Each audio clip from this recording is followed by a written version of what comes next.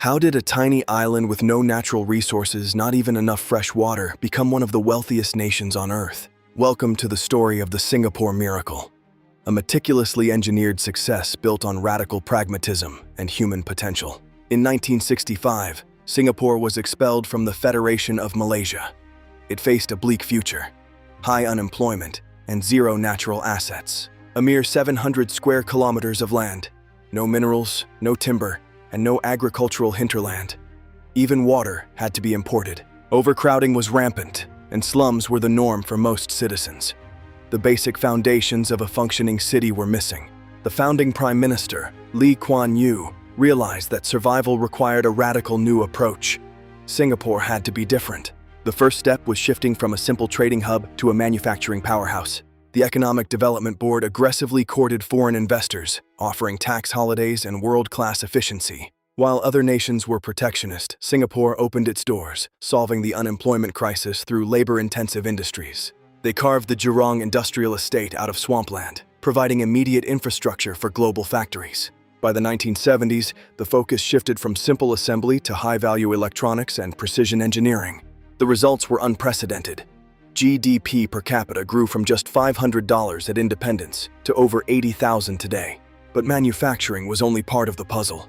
Singapore turned its geography into its greatest asset. Sitting at the mouth of the Strait of Malacca, they built one of the world's busiest and most efficient ports. Today, Singapore facilitates 40% of the world's maritime trade, acting as a vital node in global commerce. A decade-long cleanup of the Singapore River transformed a polluted waterway into a vibrant, high-value commercial center. Changi Airport followed, designed to be the premier aviation hub in Asia, reinforcing its status as a gateway for business. To ensure survival, they invested in 4 national taps, including high-tech reclaimed water and desalination. Singapore is now a global leader in water technology, turning a vulnerability into a strategic export.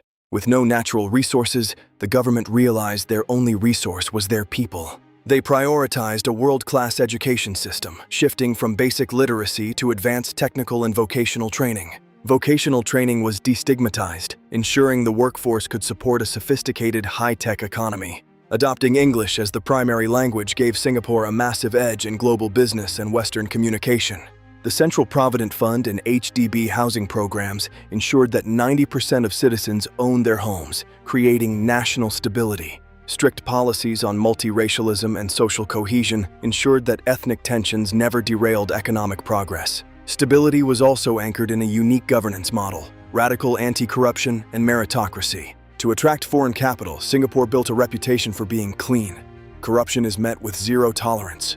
By paying ministers and top civil servants competitive salaries, they attracted the best and brightest to public service. Uninterrupted political stability allowed for multi-decade planning that is rarely possible in other nations. The Urban Redevelopment Authority plans the city's growth 50 years into the future, ensuring land is always optimized. By the 1980s, rising costs meant Singapore had to evolve again, moving into high-value services. Despite having no oil, Singapore became one of the top 3 oil refining centers and a major petrochemical hub. It transformed into a safe haven for global capital, with assets under management reaching trillions of dollars. The creation of the Asian dollar market positioned Singapore as the key financial bridge between East and West. Sovereign wealth funds like Temasek and GIC invest Singapore's reserves globally, supplementing the national budget.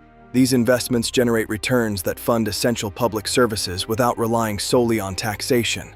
Today, the focus is on AI, biotechnology, and lifelong learning, ensuring the workforce remains relevant. The Smart Nation initiative is digitizing the entire country, from healthcare to transportation, for the next stage of growth. Singapore's story proves that natural resources are not a prerequisite for wealth.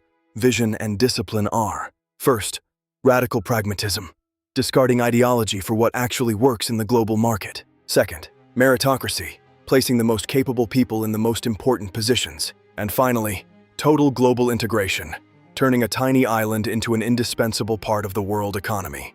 From a resource-poor colony to a global benchmark, Singapore stands as a testament to what a nation can engineer from nothing.